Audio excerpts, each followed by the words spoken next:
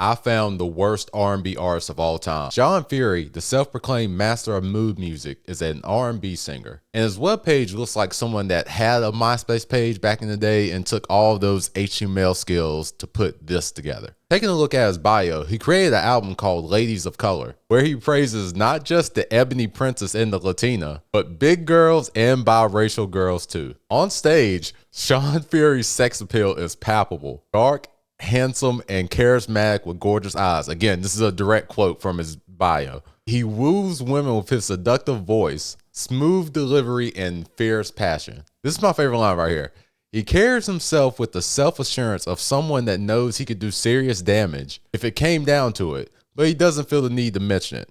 And I feel like writing it in your bio should count as mentioning it. Am I right? But there's one line in particular that caught my attention. Young studs from the hood who like their lyrics raw connect with his cool masculine style. And it was right here that I asked myself, is he trolling? Like, this has to be a joke, right? You can't lack this much self-awareness. But it's not a joke. It's not. And I think the best way to describe Sean is when a midlife crisis and a lack of self-awareness due to Dragon Ball Z fusion dance and create an R&B singer. You might have seen the real-life Cleveland Brown on your TikTok feed. His song Biracial was making the rounds on social media a while back. But the music video came out all the way back in 2012, and you could say it was released to mixed reviews. But Sean Fury's Biracial has the most unique choreography ever. The pop locking just ain't locking. Like, really, this looks like interpretive dance mixed with sign language. Also, dog, you can't show us catching your breath mid choreography. That's what you get for doing all that dancing in a South Pole sweater. That material is not breathable. This part just looks like B-roll footage. Like, I'm not convinced they knew they were recording this. They were just enjoying a leisurely stroll in Elizabeth, New Jersey. The biracial woman is then put through a racial tug of war to determine her identity. And, you know, back in 2012, this would have had serious implications. Baby fat, Hollister. Baby fat, Hollister. Sean got his niece to be in the video, and it's clear she does not want to be there. The mixed woman reaches her breaking point, and then Sean pops up like the Grim Reaper from the Bone Thugs Crossroads video. He's there to carry her to mixed heaven. I don't know. Sean looks like he's trying to comfort her. It doesn't look like it's working. This man had the nerve to bow at the end of this video. And you know what? Maybe he deserves to. I'm just thinking about all the people he had to convince to make this video happen. The biracial woman, the black woman, the other woman, and whoever was working this iPhone camera. I had to wonder, how many times did the cameraman have to stop themselves from laughing? One of these dance sequences had to get him to crack. Another one of his music videos is They Keep Talking, where he fires back at the critics for telling the truth. Based on how the camera transitioned onto him, I'm guessing no one was around to help him film that day. This looked like his phone was connected to one of those remote control tripods. Look at how shaky that footage is. It looks like the camera was doing that Usher You Got It Bad dance when it was transitioning onto him.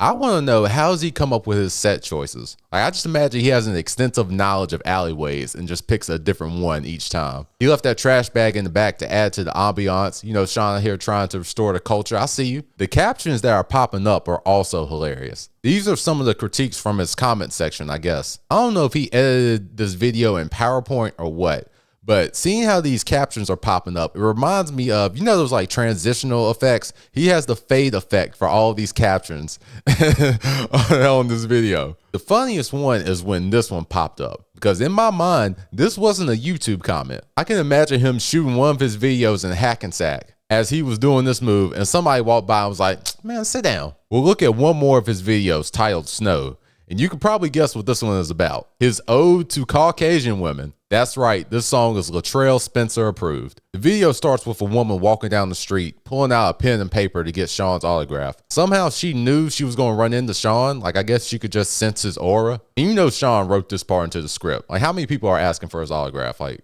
be for real. Also, it's taking them a long time to write his name. How long does it take to write 8 letters? Sean meets this woman on the street and then leads her down a dark staircase into an empty club. Gets a single glass just for her. Already, this feels like the plot of a Taken movie. This might be the first dude ever to twirl himself. What an innovator. The bartender disappears because he wants nothing to do with this. You know, just adding to that plausible deniability. Like, if the owner walks in, the bartender could be like, man, I didn't even know they was... At the drop of a hat, Sean's in a suit. I don't know how this happened so quickly. So I don't know how true this is, but I read that the woman in the video is Sean's wife. And at the time that they recorded this video, she was pregnant with their twins. Ironically, making this the prequel to his biracial song. I imagine holidays have to be tough bringing him home to her family. Not for discriminatory reasons, but because your whole family has probably seen this video. You know, you hear a lot of red pill dudes saying, well, women shouldn't have OF accounts because what happens when the kid grows up and then the classmates see the video and they gonna make fun of the kid? Well, you know what? What happens when their kids grow up and they see this, they see this video right here? You talking about getting bullied. You gonna wish your mom had an OF account. Now, I like to think of myself as objective. So as much as I've clowned this man in these music videos, this beat switch up is hard. Giving me, he giving me.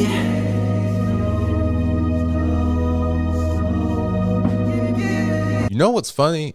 I called him the worst R&B artist ever, but truthfully, his voice isn't that bad. And maybe with the right guidance and management, it's like little moments like that beat switch up to show that maybe things could have went differently. And when I see people like Sean Fury have so much self-confidence, it always makes me wonder what I and you are afraid of. If he can have that much belief in himself, what's stopping us from trying that thing we always wanted to do? Hence why I'm talking to y'all now. And that's the video, my first YouTube video. Thank you for sticking around. If you stuck around this far to watch this, I'm going to be aiming for a Wednesday, Saturday cadence, doing music type content, movie type content as well. So definitely check that out. Follow me on social media. You know, I'm an upcoming stand-up comedian, so having that social following definitely helps me get work at comedy clubs. So